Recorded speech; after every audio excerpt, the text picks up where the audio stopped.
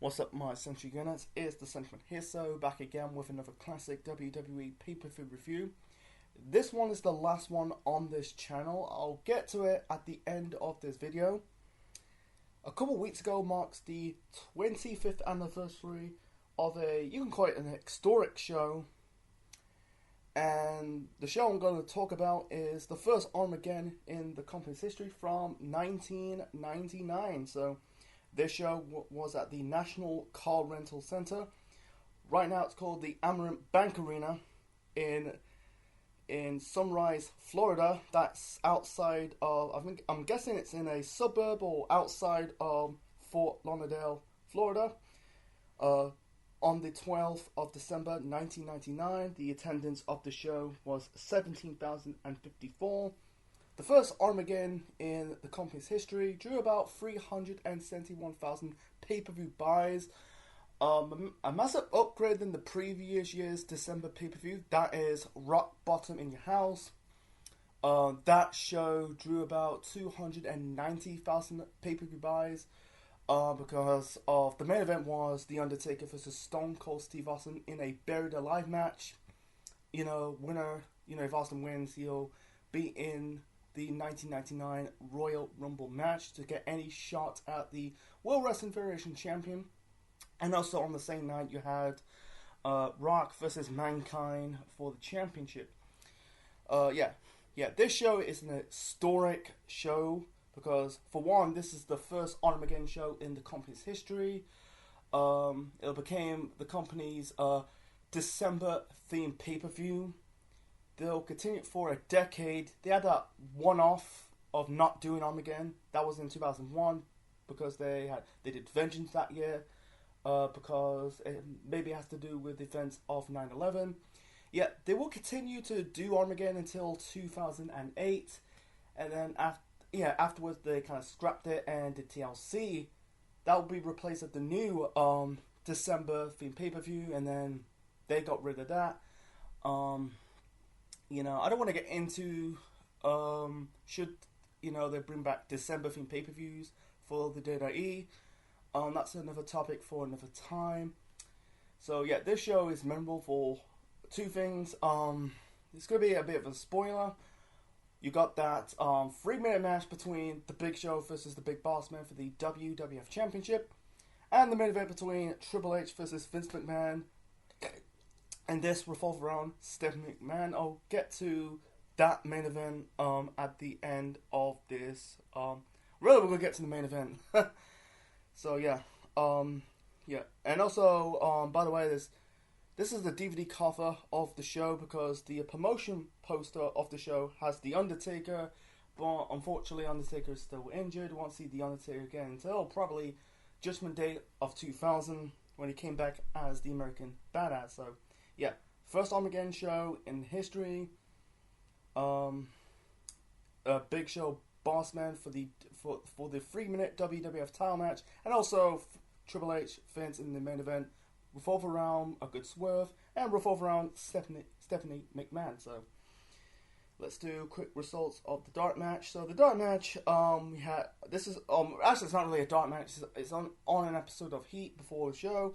You had Al Snow defeat Test in 1 minute and 27 seconds. So the first match to kick off Armageddon 1999, the first one. This is a battle royal. Who will face the WWF Tag Team Champions at the Royal Rumble the following month. So the competitors in this Battle Royal, we got Mark Henry and The Godfather, the Headbangers, that's Marsh and Thrasher, Edge and Christian, the Dudleys, the Mean Street Posse, Too Cool, and the Hardy Boys, and also the Acolytes as well. This is, I'll say, a bad match, but it was a bit boring. Not boring, but it's just a bit dull of this match. So basically, the rules of this match, if one of the member of the tag team get eliminated, get thrown over the top rope, that the other member of that tag team must be eliminated. While the one member of the tag team is eliminated, you must leave the ring. Very stupid, really stupid rules. I think that why could it just be like you have to throw all two members of the tag team over the top rope instead of one of them. It's just like, you know, I'm not going to go into details of it. So the crowd did not give a shit.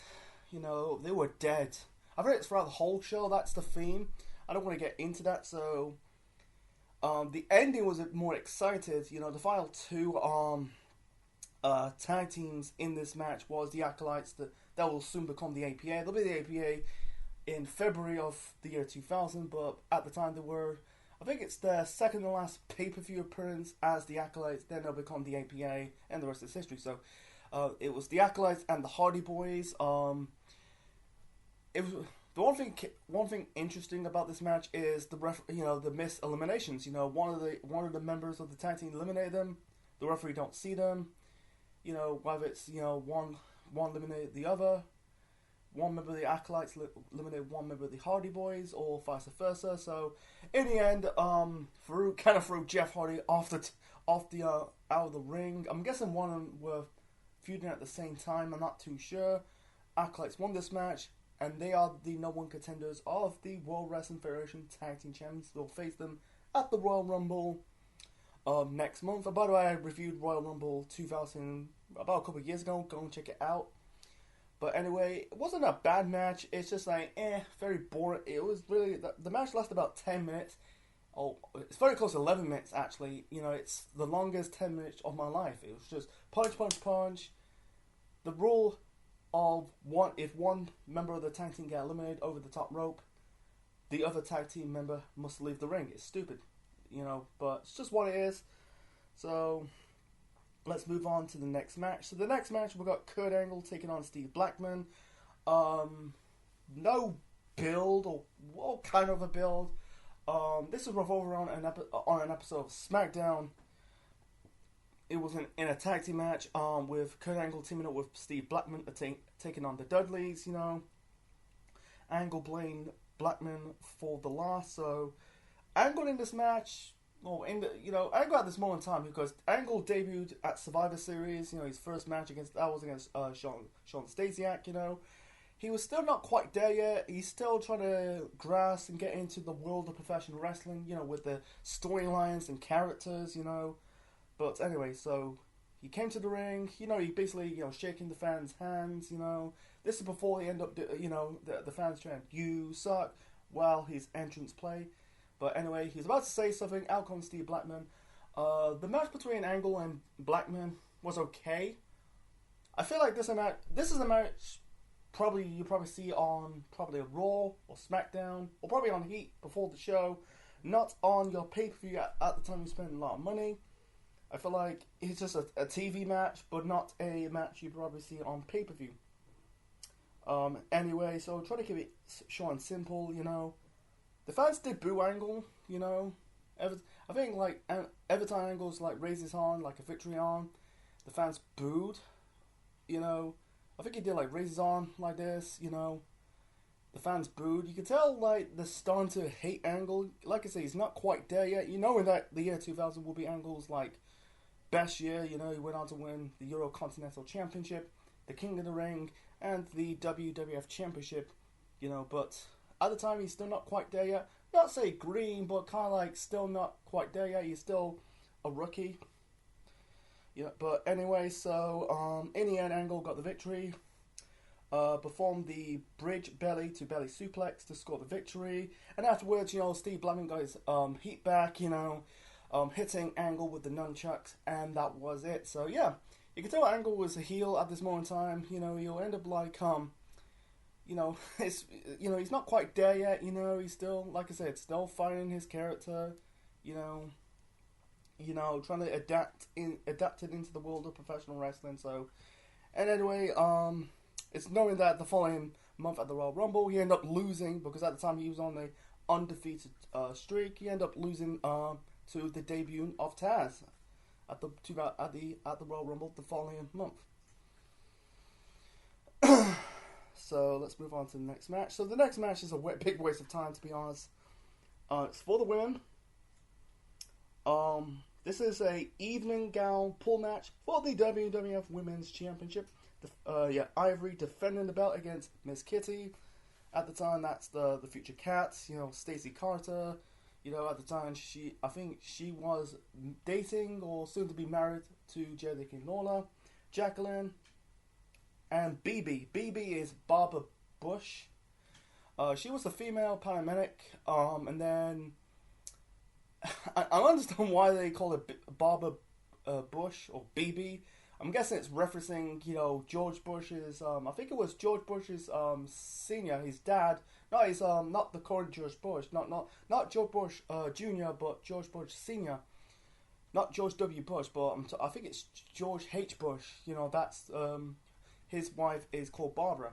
It's one or the other. I think it was George Bush Senior's wife. They reference it. So anyway, so the and the judges for this match is the Fabulous Moolah and Mae Young.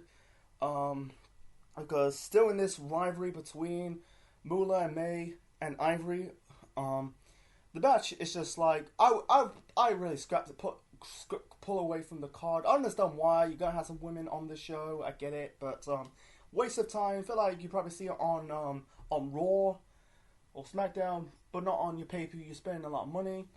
It's only about 2 minutes, but I feel like it's just a segment more than a match. You know, they ended up doing the I think it was a beauty pageant at the Royal Rumble the following month, but it's just what it is. You know, they're there for eye candy. You know, I think women's wrestling really improved the last I think like women's wrestling improved for the last 25 years, but back then it's not quite there yet. So I'm trying to keep it short and simple. The rule of this even gown match is you have to remove their even gown, basically their dresses. Anyway, so Miss Kitty beat Ivory, kind of remove her evening gown to win this match and become the WWF Women's Champion. Because at the time, Miss Kitty was aligning herself with China's sidekick, you know. We'll get to more of China later on. But anyway, she went on the mic, said, you know, the fans want to see me naked. And she did. And they kind of blur out, you know, her tits, you know. And then, yeah, she was covered up by Sergeant Slaughter. And then Mae Young was about to do it. But she also got covered up by Sergeant Slaughter. But I don't want to see Mae Young, the shtick with Mae Young, it could be funny, but at the same time being disgusting. Like, great example, like this at the following month, you know, she ended up like stripped naked at the Royal Rumble. The stuff with giving birth to the hand, you know, dating Mark Henry, you know, so, you know, giving, you know, Eric Bischoff the pie, you know, the Bronco Buster, you know, sometimes it can be a hit or miss. I don't want to get into that, but it's, you know, it's up to you. You know, it's a bit, you know, Mae Young's a bit of a mixed bag of a character. But anyway, so yeah, Miss Kitty will soon become the Cat, and she never stayed in the company that long. I think she lasted until 2001. She got fired. You know, that led to Jerry the King Lawler end up, you know, quitting the company of the protest of his wife at the time, and then end up getting divorced in 2003. So yeah, let's move on to the next match. So the next match, we got the Hollies. That is Crash and Hardcore Holly taking on Viscera, and the debut of Rikishi Fatu. They end up dropping the Fatu name. That's his actually real name. His real name is Savola Fatu. He ended up dropping the Fatu name, and he ended up becoming Rikishi. You know, this is a debut of his new character, his most known character. You know, before that he was part of the Head Shrinkers when he first came to the WWF. What was it, in 1993? What was it, 1992, 1993? Then he ended up becoming Fatu, and then he ended up becoming, I think his last previous character was the Sultan. You know, he was filmed with Rocky Maivia at WrestleMania 13. That was a crappy gimmick, you know. You know, it had him and the Iron Sheik, you know. But anyway, the match was okay. Yeah, it was okay. But I don't think it was a bad match, to be honest. It was an okay match. I don't think this is going to be a 4-star classic, you know. You got two athletic guys of the Hollies, even though they're kayfabe cousins, you know, Crash and Bob. You know, you got two, even though Rikishi is a bit athletic, even though he's a heavy guy, Viscera is just fucking, fucking Mabel Viscera, whatever you call him, or Big Daddy V. He was just there for his size, can't whip for shit, But Rikishi, he's a bit of an athletic, guy, with the the kick, he end up doing. Before that, he end up doing the stink face, But anyway, in the end, Viscera accidentally kicked Rikishi with an okay Izagiri kick, and then Bob Harley pins Rikishi for the win. I think I'd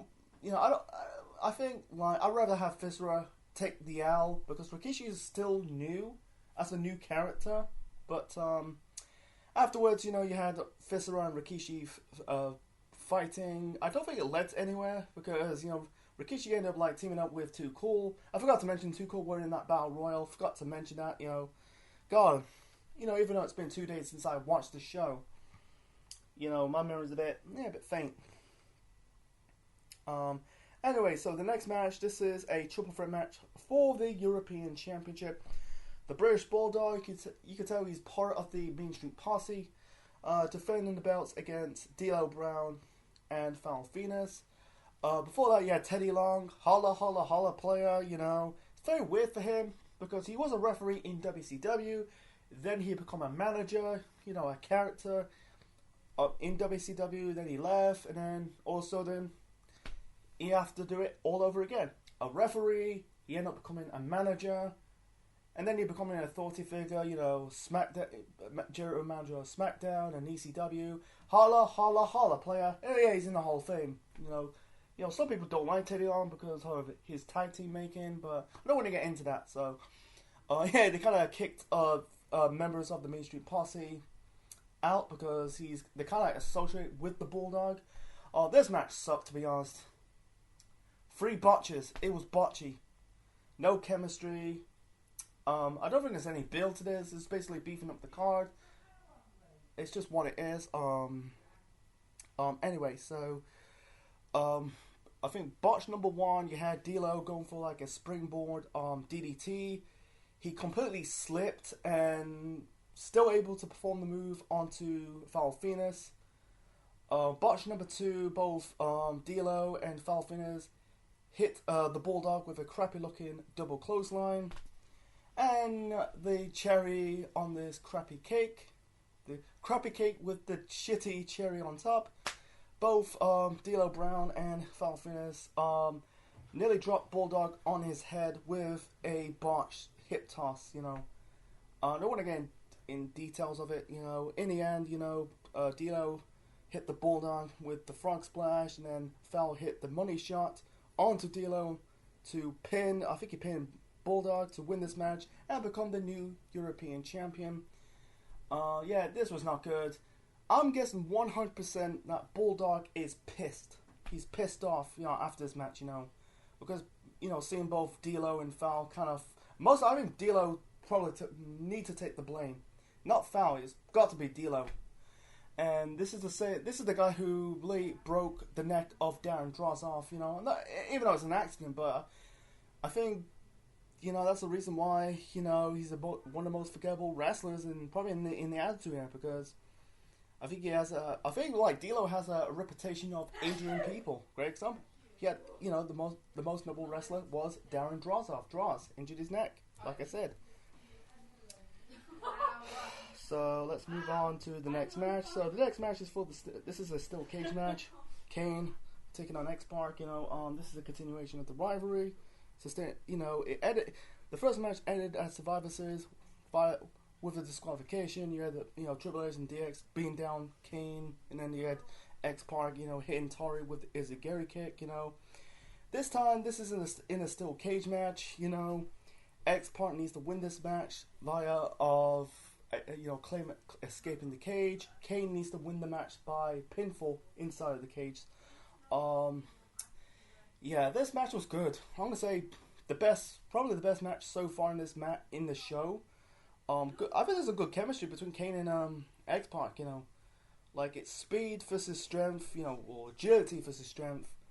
It was not say a great steel cage match. You know, steel cage matches in wrestling could end up being a hit or a miss, but yeah, it was a good match. You know, yeah, you had the Outlaws, you know, trying to getting into the cage. You know, I think they attacked Kane because their goal trying to get X-Pac, their fellow DX member, help them to win this match. You know, DX. I'm gonna say DX has run its course. I don't want to get into details of it. So, in the end, you had not X-Pac. Yeah, Tori getting into the cage. You know, I think he slapped X-Pac, and X-Pac hit the X Factor onto Tori. You know, Tori took the bullet. In the end, you know, X-Pac, you know, trying to escape the cage. Kane, you know, he kind of escaped the cage. He escaped from the cage door. X-Pac is about to jump off the cage, but he kind of landed on Cage's shoulders, brought him back into the cage. I think he hit the Tombstone Power Driver for the win. So yeah, I think it was a good match, you know. But they kind of continue this storyline, and Tori ended up turning on Kane to ally herself with X-Pac, be part of DX 2000. Yeah,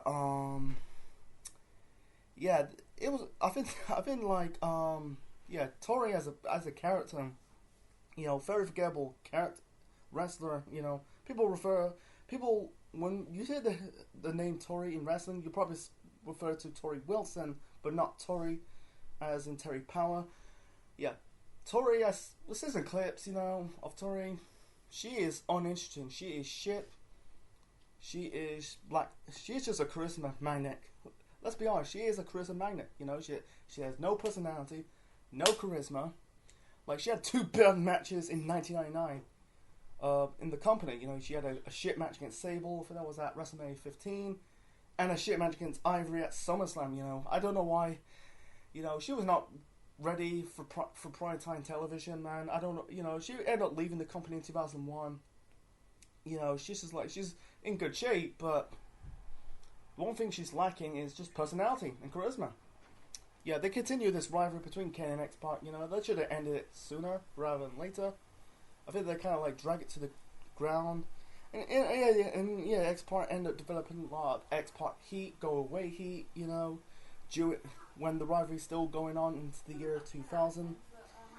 So let's move on to the next match. So the next match, this is a rematch from Survivor Series the previous year. Oh, the previous month actually. Chris Jericho defending the belt against China defending the belt against Chris Jericho. China and Jericho. You know, it started after China beat Jeff Jarrett in the housekeeping match at No Mercy. Then they had the match at Survivor Series that China retained the title. And this is a continuation of what Jarrett was doing. This time Jericho was doing with the whole treating women like shit, you know, being against women. And this is revolved around, you know, beating China's. He basically, you know, injured China's fingers with a hammer, and the shtick will never fly today. You know, we're in this woke era, so anyway, so it's just yes, and also there was a video package. You know, first half it was about, you know, you play Chris Jericho theme music in the background, then China's theme music. You know, yeah, you know the build to this is just basically Jericho smacking China's hand with a hammer. Anyway, before that you had China and Miss Kitty, you know, raising their championships together. You know, China's the Intercontinental Champion, the only female Intercontinental Champion in history. Miss Kitty, you know, probably one of the most forgettable women's champions in the company's history. Raising her championship. So seeing like China and Miss Kitty together, to me, is a bit cartoonish. You know, it looks cartoonish because of the height difference. You know, China's about 5'10", you know, below, you know, almost 6 foot. Miss Kitty's about 5'1", 5'2", 5'3". You know, it's just like very funny, you know, of the height difference. So anyway, the match between Jericho and China was good. I think it was a good follow-up rematch from Survivor Series. You know, I think Jericho and China had some good chemistry, good back and forth match between them. no help by Miss Kitty. I don't think she didn't interfere in this match. Jericho won this match. Trying to keep it short and simple. Um, made China tap out with the Wars of Jericho. I think Jericho hit like the the line moonsault. China like attempt to go with the pedigree. But Jericho countered. It started with a brawl. You had Jericho Irish China through the steel steps. Anyway, so yeah, it was a good back and forth. I really engaged about this. I'm not saying this is a four-star classic. It was a good fun match. Jericho, yeah, won this match. Become the winning his first of 9 Intercontinental Championships in his WWE career. And it really tarnished China's first run as IC champion. I wish like she have like a longer reign. I'm not saying give her a 1 year reign or 6 month reign. Just get, we got the Royal Rumble next month. You can have China retain for the second time, then have Jericho win at the Royal Rumble. I wish Jericho won the IC title on the bigger stage. That's just me. But I think it was a good match. Like I said, I think they both got good chemistry, and also during this build, Jericho got a lot of heat because at the time China was dating Triple H. She said, because she was rough on her, because Jericho, Jericho's a good worker, I think it started like he's trying to adapt into the sports entertainment side of professional wrestling, even though he came from WCW. He got a lot of stick, China suffered like a bruise or a black eye. Even though I'm not saying Jericho's botchy, but I'm saying I think it's due to like, trying to adapt to the style of the WWF, but he did recover, he did like improve and went on to have a lengthy career, Yeah, on the flip side, Jericho won it for the first time, the Intercontinental title, even though he's been in the company since the summer. Yeah, I think he was going for, they had, trying to have the feud with Ken Shamrock, unfortunately Shamrock, left the company, got injured. Then he had that crap feud with X-Pac, that ended in his first pay-per-view match in the company. That's ended by Mr. Hughes. But I think his feud with China kind of was on the right path of a lengthy career. First of 9 championships. I think the Miz is one more behind. Oh, really? He's one behind. Miz is one behind Jericho because I think Jericho's on 9. Even though he won the 10th one in New Japan in 2018, I'm talking about in WWE, WWF, WWE, he's won 9. The Miz won 8. He's funny that Jericho's last Intercontinental title win, was in 10 years later. Was against was it Rey Mysterio? I think was that Extreme Rules 2009. 10 years Jericho went on to win the Intercontinental title belt. That's really cool. He had a lengthy reign. A whole decade of winning the IC title, even though he during that his stints in WWE, he briefly won world titles, but wow, 9, that's still a good record. I don't know. I don't think the Miz. I guarantee the Miz will probably break that, but I don't think it's going to happen. So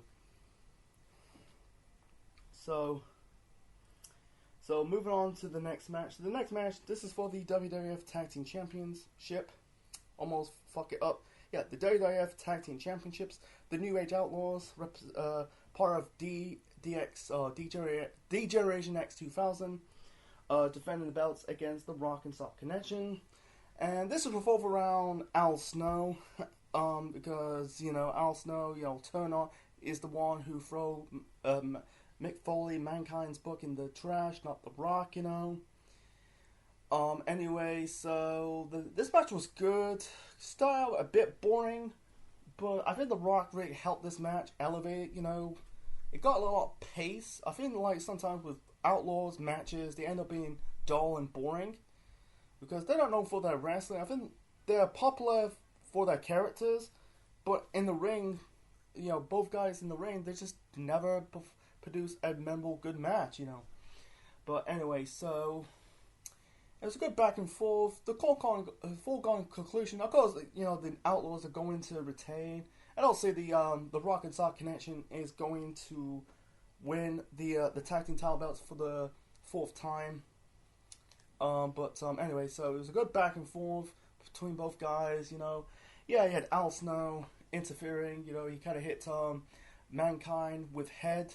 With the the referee was out. He was knocked down, and then in the end, Rock, I think he was trying to hit going for his finisher, but instead Al Snow hit him again. This time, the referee saw that, called for the bell. Afterwards, Rock and Sock, you know, Rock and Mankind, you know, beat down the heels. You know, Al Snow and the Outlaws. The Rock hit the rock bottom onto Al Snow and the People's Elbow for the win. Yeah, disappointing ending, but it was a good match. I don't really see Rock and Sock Connection winning the belts for the 4th time because Rock is going to be back in the main event scene, just around the corner, over the horizon. And by the way, you know, he went on to win the Royal Rumble match the following month. You know, this is the last time the Rock and Sock, Rock and Sock teaming up. You know, Rock and Mankind teaming up. You know. And the next time they team up together will be 5 years later at WrestleMania 20 against Evolution. That'll be The Rock's final match in his first run in the company until 2011. Anyway, so let's move on. Let's move on to the next match. So the next match, this is for the WWF Championship. The Big Show in his first title defense on pay-per-view. Defending the belt against the Big Boss Man with Prince Albert in his corner of the Big Boss Man. So yeah, it's just a continuation of the rivalry between the Big Show and the Big Boss Man.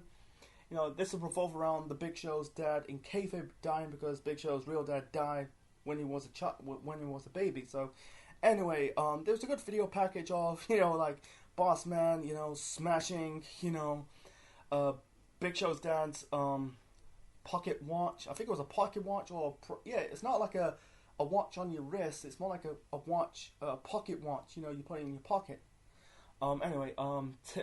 Locking Big Show up in a tear gassing locker room. You know they kind of put the, you know, Boss Man and Albert kind of put he kind of drug the Big Show with tear gas. You know, and then you know, Boss Man doing a disrespectful poem when the Big Show's dad finally died. And also there was a fake policeman. I forgot to mention this in my review of Survivor Series 99, that the police officer tell the Big Show that the dad's dead, but it was, you know, it was a fake police officer. You know, it's basically just the Boss Man getting in the head of the Big Show, and then Boss Man you know, crashed the funeral, Big Show riding on his dad's coffin. That was kind of, it's bad but kind of funny at the same time. And recently, you had Boss Man going into Big Show's mom's house, you know, and find out that, you know, that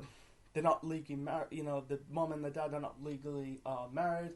He's now a bastard child, and you know, Boss Man's you know, his accent, you know, it's like, hey, Paul White, you're a nasty bastard, and your mama said so. That's kind of like, cracked me up, man. You know, after I watched that, it cracks me up, you know, saying like, hey, Paul White, you're a nasty bastard, and your mama said so. Anyway, so, he cut a brief promo before this match, saying like, if he wins, he'll be Big Show's he'll become his daddy, you know. It's funny, like, it's funny, people talk about Christian in his current run in AEW. He's doing the whole, every time a wrestler's dad's dead, you know, he's being Ill of the Dead, you know. Like, maybe Christian will expire what Boss Man's doing in 1999, you know, every time, you know, it's just kind of, you know, they won't ever do, you gotta be careful doing this, you know, you don't want to risk pissing off people, but, Christian do it, when Christian and Boss Man doing it, they're kind of getting away with it. They kind of like let it slide, you know. It's not like truly pissing on people, you know. Unless it's, you know, even though when Boss Man doing it, you know, even though the dad it's not real, you know. I think with Christian doing it, I think he got permission, you know. But anyway, anyway, the match between Big Show and Boss Man, I thought this is a terrible match. Is it a terrible match? No. I don't really expect it to be like a 4-star instant classic, you know. But it was okay. I feel like this is a match you'll probably see on Raw. This is a WWF Championship match on Raw, not on your pay-per-view. You're spending a lot of money, but of course at the time Big Show was still green, even though he's been in the business for 4 years. You know, he came from WCW. You know, he was WCW World Champion, a bit green. You got better, you know, but you ain't quite there yet. So anyway, so I don't think Bossman had some offense. You know, I think he choked. No, did choke? I don't think he had any offense. I can't remember. You know, he had Big Show choke slamming Albert through the table. You know. Anyway, so in the end, Big Show retained the championship. You know. It was okay. You know, I feel like, you know, by the way, this show's the first pay-per-view after Stone Cold Steve Austin's neck injury, you know, got run over by the car, you know, and yeah, he kind of, you know, put in this position, you know, give Big Show, you know, that championship, you know. Unfortunately, his reign, never panned out, you know. I think maybe it has to do with, you know, maybe it has to do with Big Show was not quite there yet. He was a bit too green. You know, he was too new, you know. Like, he ended up dropping the belt to Triple H on the first Raw of the year 2000. By the way, this is the final show of the 90s, the new of the century, actually. But yeah, he ended up dropping to Triple H on the first Raw of the 2000s, the new decade, you know. Anyway, so yeah, Bossman winning, that'll be. I don't think Bossman is WWF, or he's not really World Championship material. I found a rumor that the original plan. By the way, the poster, the promotional poster of the show is The Undertaker. I done my research and rumor that the original plan, it was supposed to be Undertaker doing the same stuff with the Big Show, with, you know, his dad's dying, you know, having Undertaker pulling the ashes out. That would be tasteless. I'm glad they never did that. You know, like 14 years later with, you know, CM Punk pulling the ashes of Paul Bearer onto the Undertaker. You know, but that's another story, another time. Actually, I reviewed WrestleMania 29. You know, about almost 2 years ago. Go and check it out. But yeah, I'm glad they never went in that direction. So. Anyway, so yeah, Big Show won't win the title again until beating Brock at Survivor Series in 2002.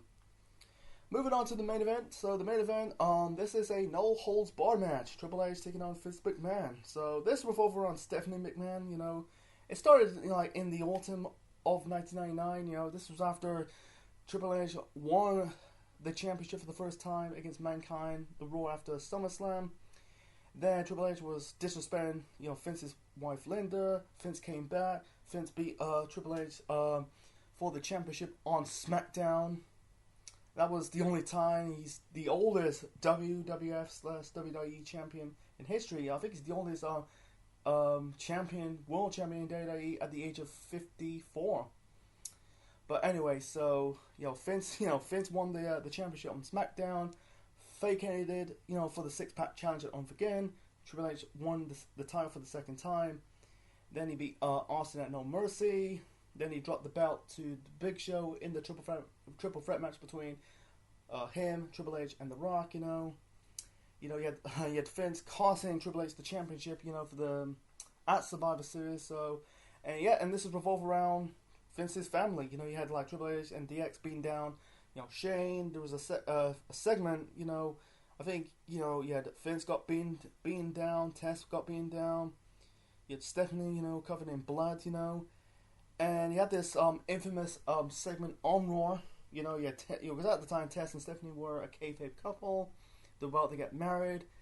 Out comes Triple H showing the footage of, I think Triple H kind of put something in Stephanie's drink. She was blacked out, and you see Triple H getting married with Stephanie in a car. I think it was, I don't know what brand of the car. It was in the car. Stephanie's out drugged or drunk. And this is date rape, man. It's like, wow, they will never do this in today's we'll never do this today because we're in this woke era. But it's just like, wow, holy fuck, they tend to do that. You had Triple H saying the words Mr. and Mrs. Helmsley. Stephanie's all tailed up. that's something. It's just like, if if Vince Russo do that, at the time, this shows after Russo left the company. If Russo was still in the company and do this storyline, that will be very tasteless and tacky. But I don't want to get into that. It's kind of like the most memorable segment, probably the most memorable moments of the history of Raw. Triple H, dating Stephanie, or blacked out, in a car. Anyway, so the stipulation in this match, if Triple H wins this match, he'll get a shot at the WWF Championship, and the marriage between him and Stephanie is still intact. If Vince wins, Triple H and Stephanie's marriage is over. Anyway, so this match is match of the night. I like it. It was about nearly half an hour. It got really boring, in my opinion. I wish they took minutes off this match. But because Vince is not really a wrestler, I think brawling he suits better. If you watch a Vince match, whether it's in the Attitude Era or the Ruthless Aggression Era, it's in a no DQ, no holds barred. It's in something with brawling. He's not good in the ring. It's funny. Like one more in the match, Mick Foley. He kind of carry like a trolley full of weapons. You had Vince, bleeding in this match. I think he bled.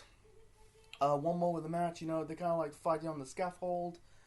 I think Triple H kicked him off, and Vince was bleeding. Anyway, so yeah, he tried to bleed with Vince with wrapping a chain around his fist and punching him. Didn't work. I think he rubbed broken glass in his face. Can't remember, but anyway. I forgot to mention this. There was the pay-per-view set for Armageddon '99 was unusual. If you watch Armageddon, they mostly do like a castle scaffold. That's the theme of the show. But in the first show, it's just like it's in the war trenches. You got the helicopter, the gun. I don't know what it stands for. I'm guessing like something from Terminator, fighting the Terminator robots, but I'm guessing of that, you had Triple H kind of smash Vince in the back of the head with the gun. Vince kind of Irish whip Triple H into the I think it was the runner portion part of the helicopter or the plane. They were fighting the crowd. Anyway, so I'm trying to give it short and simple. Oh yeah, by the way, Triple H suffered an injury.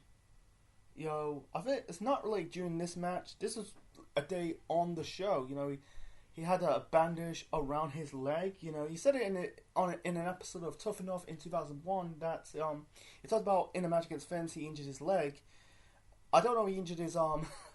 It looked like I'm guessing like on the day on the show they're doing a rehearsal, a run through.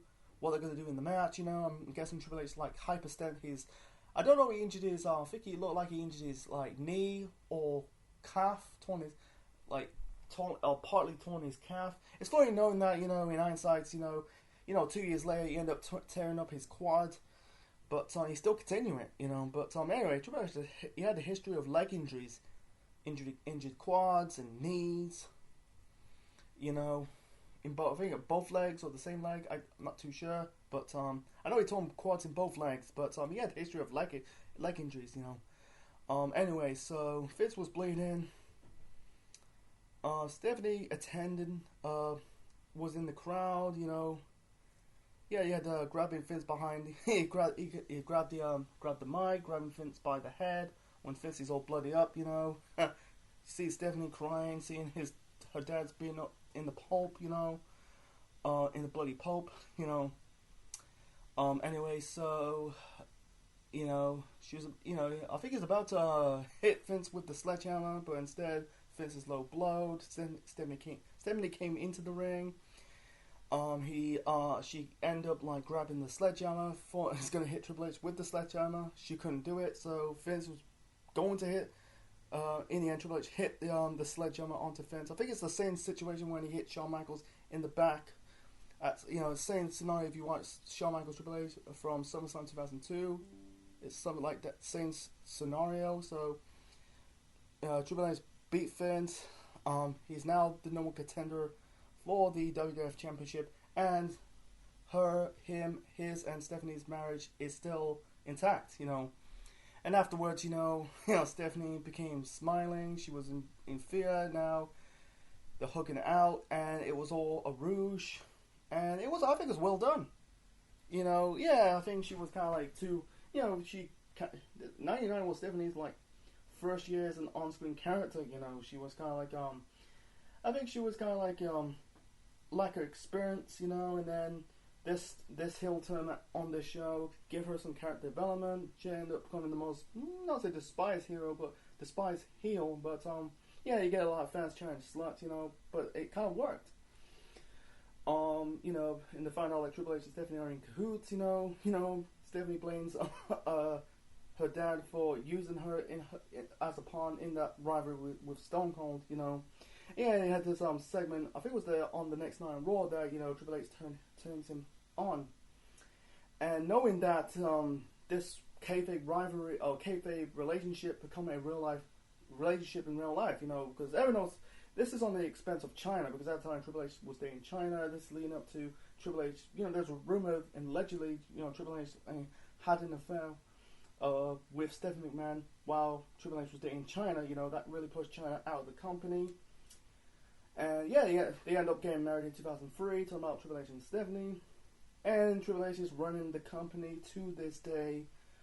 2024 going on to 2025. So it was I think it was a good match. Good twist, good plot twist, really good cliffhanger to end the show. And knowing that the first Raw of the year 2000, Triple H regained the WWF Championship, win it for the third time, and he went on to have two bangers against Catalyst. My overall rating of Armageddon 1999, the first Armageddon in the company's history, it's a 6.5 out of 10. I'm going to say better than Survivor Series 99, the previous month's pay-per-view. It's not a great show or a terrible show. This is a wild show, to be honest. You got your good, you got your bad, and something in between. There's three in the bad. I'm going to put the opener, the tag team battle royal, the triple threat match for the European Championship, and the even gal match, or the even pool gal match for the Women's Championship. The OK is the OK, like Angle versus Blackman, Holly's taking on Rikishi and Fisera, and and Big Show versus Bossman for the WWF Championship. They're okay matches, but they didn't really shit the bed. But the good is the good. I really enjoyed X-Pac versus Kane in the steel cage match, China versus Jericho for the Intercontinental Championship, the tag team title match between the Outlaws versus the Rock and Sock Connection, and I really liked the main event between Vince and Triple H, plusing the heel turn of Stephanie McMahon. So Stone Cold is out of the picture for now. WWF will really bang in the year 2000. So I think it was a fine way to end 1999.